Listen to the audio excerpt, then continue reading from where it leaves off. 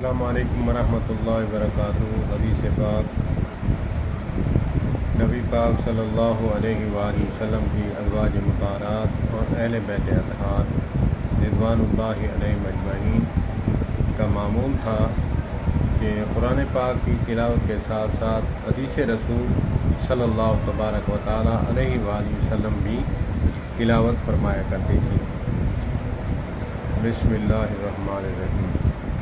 عن ابن عباس رضی اللہ تعالی عنہما قال قال رسول اللہ صلی اللہ علیہ وسلم ان الذین لیس فی جوفہ شیء من القرآن کالبیت الخرب۔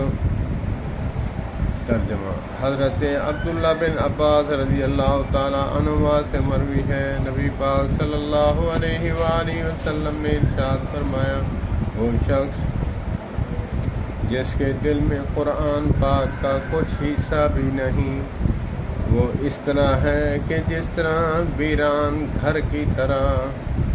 اللہ پاک ہمیں قرآن پاک کو یاد کرنے یا چند صورتیں یاد کرنے کی توفیق عطا فرمائے۔ والسلام علیکم ورحمۃ اللہ۔